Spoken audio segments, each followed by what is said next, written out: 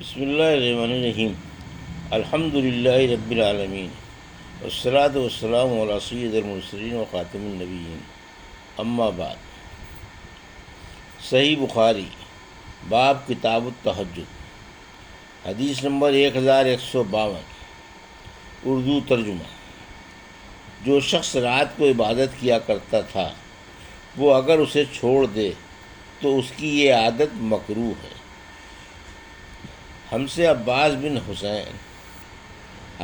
بن حسین نے بیان کیا، کہا کہ ہم سے مبشر بن اسماعیل جلی نے اور اوزاعی سے بیان کیا دوسری سند، اور مجھ سے محمد بن مقاتل اور ابو الحسن نے بیان کیا، کہا کہ ہمیں عبداللہ بن مبارک نے خبر دی، انہیں امام اوزاعی نے خبر دی، کہا کہ مجھ سے یحییٰ بن ابی کثیر نے بیان کیا، کہا کہ مجھ سے ابو سلمہ بن عبد الرحمن نے بیان کیا، کہا کہ مجھ سے عبداللہ بن عمر بن عاص رضی اللہ عنہ نے بیان کیا، کہا کہ رسول اللہ صلی اللہ علیہ وسلم نے فرمایا، اے عبداللہ فلاں کی طرح نہ ہو جانا، وہ رات میں عبادت کیا کرتا تھا پھر چھوڑ دی۔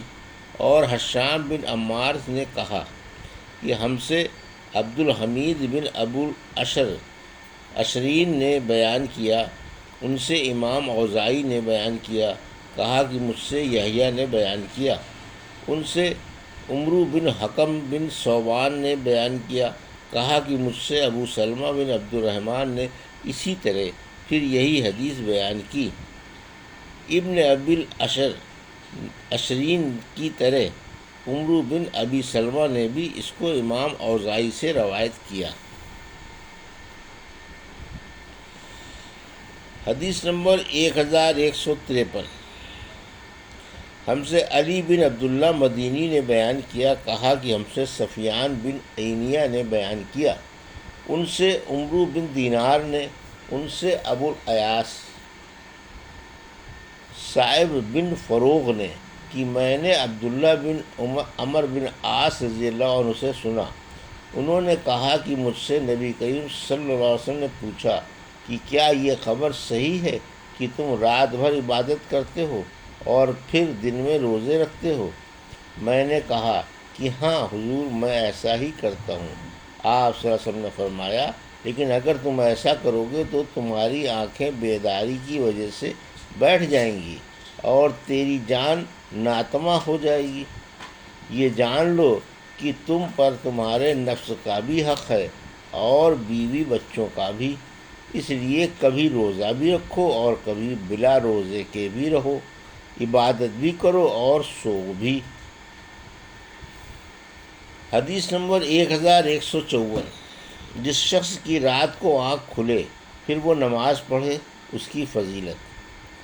ہم سے صدقہ بن فضل نے بیان کیا، کہا کہ ہم کو ولید بن مسلم نے امام اوزاعی سے خبر دی، کہا کہ مجھ کو عمیر بن حانی نے بیان کیا، کہا کہ مجھ سے جنادہ بن ابی امیہ نے بیان کیا، کہا کہ مجھ سے عبادہ بن صامت رضی اللہ عنہ نے بیان کیا کہ نبی کریم صلی اللہ علیہ وسلم نے فرمایا، جو شخص رات کو بیدار ہو کر یہ دعا پڑھے، لا الہ الا اللہ وحدہ لا شریک لہ لہ الملک ولہ الحمد وہو علی کل شیء قدیر۔ ترجمہ: اللہ کے سوا کوئی معبود نہیں، وہ اکیلا ہے اور اس کا کوئی شریک نہیں، ملک اسی کے لیے ہے اور تمام تعریفیں بھی اسی کے لیے ہیں، اور وہ ہر چیز پر قادر ہے۔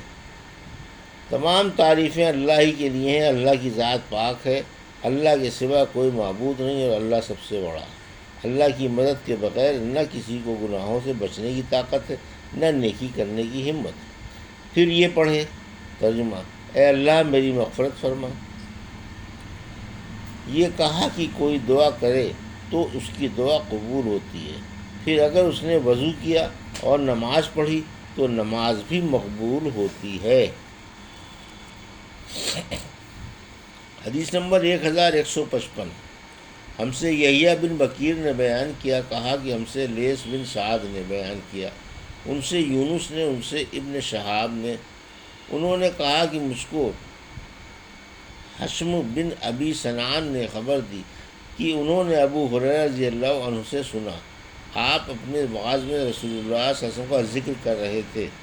پھر آپ نے فرمایا، تمہارے بھائی نے اپنے نعتیہ اشعار میں یہ کوئی غلط بات نہیں کہی۔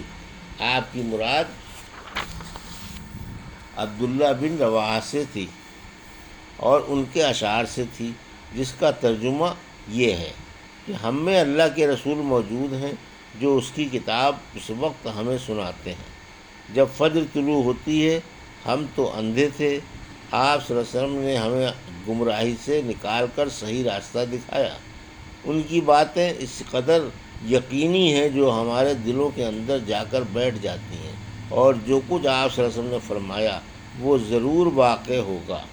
آپ صلی اللہ علیہ وسلم رات بستر سے اپنے کو الگ کر کے گزارتے ہیں، جبکہ مشرکوں سے ان کے بستر بوجھل ہو رہے ہوتے ہیں۔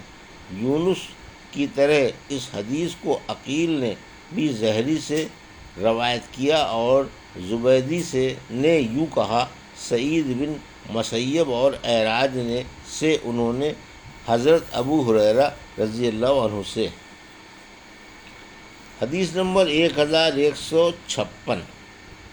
ہم سے ابو النعمان نے بیان کیا، کہا کہ ہم سے حماد بن زید نے بیان کیا، ان سے ایوب سختیانی نے، ان سے نافع نے، ان سے عبداللہ بن عمر رضی اللہ عنہ نے کہا کہ میں نے نبی کریم صلی اللہ علیہ وسلم کے زمانے میں یہ خواب دیکھا کہ گویا ایک گاڑھے ریشمی کپڑے کا ایک ٹکڑا میرے ہاتھ ہے، جیسے میں جنت میں جس جگہ کا بھی ارادہ کرتا ہوں تو یہ ادھر اڑا کر مجھے کو لے جاتا ہے۔ اور میں نے دیکھا کہ جیسے دو فرشتے میرے پاس آئے، اور انہوں نے مجھے دوزخ کی طرف لے جانے کا ارادہ کیا ہی تھا کہ ایک فرشتہ ان سے آ کر ملا اور مجھ سے کہا کہ ڈرو نہیں، اور ان سے کہا کہ اسے چھوڑ دو۔ حدیث نمبر 1157۔ اردو ترجمہ۔ میری بہن ام المومنین حفصہ رضی اللہ عنہا نے رسول اللہ صلی اللہ علیہ وسلم سے میرا ایک خواب بیان کیا تو آن حضور صلی اللہ علیہ وسلم نے فرمایا، عبداللہ بڑا ہی اچھا آدمی ہے، کاش رات میں بھی نماز پڑھا کرتا۔ عبداللہ رضی اللہ عنہ اس کے بعد ہمیشہ رات میں نماز پڑھا کرتے تھے۔ حدیث نمبر 1158۔ اردو ترجمہ۔ بہت سے صحابہ رضوان اللہ علیہم نے نبی کریم صلی اللہ علیہ وسلم سے اپنے خواب بیان کیے کہ شب قدر رمضان کی 27ویں رات ہے۔ اس پر نبی کریم صلی اللہ علیہ وسلم نے فرمایا، میں دیکھ رہا ہوں کہ تم سب کے خواب رمضان کے آخری عشرے میں شب قدر کے ہونے پر متفق ہو گئے ہیں، اس لیے جسے شب قدر کی تلاش ہو وہ رمضان کے آخری عشرے میں ڈھونڈے۔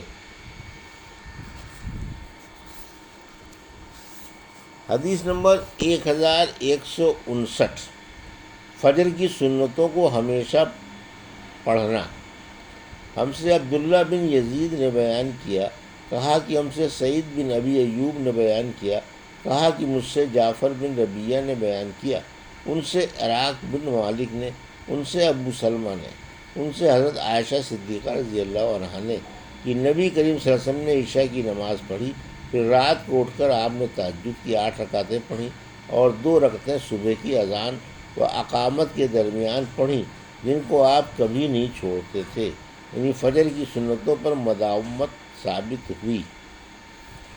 حدیث نمبر 1160۔ فجر کی سنتیں پڑھ کر دائنی کروٹ پر لیٹ جانا۔ ہم سے عبداللہ بن یزید نے بیان کیا، انہوں نے کہا کہ ہم سے سعید بن ابی ایوب نے بیان کیا، انہوں نے کہا کہ مجھ سے ابو الاسود محمد بن عبد الرحمن نے بیان کیا، ان سے عروہ بن زبیر رضی اللہ عنہ نے، اور ان سے حضرت عائشہ صدیقہ رضی اللہ عنہا نے، انہوں نے فرمایا، نبی کریم صلی اللہ علیہ وسلم فجر کی 2 سنت رکعتیں پڑھنے کے بعد دائیں کروٹ پر لیٹ جاتے۔ حدیث نمبر 1161۔ فجر کی سنتیں پڑھ کر باتیں کرنا اور نہ لیٹنا۔ ہم سے بشر بن حکم نے بیان کیا، انہوں نے کہا کہ ہم سے سفیان نے بیان کیا، انہوں نے کہا کہ مجھ سے سالم ابو النضر نے ابو سلمہ بن عبد الرحمن سے بیان کیا، اور ان سے حضرت عائشہ صدیقہ رضی اللہ عنہا نے کہ نبی کریم صلی اللہ علیہ وسلم جب فجر کی سنتیں پڑھ چکتے تو اگر میں جاگتی ہوتی تو آپ مجھ سے باتیں کرتے، ورنہ لیٹ جاتے جب تک نماز کی اذان ہوتی۔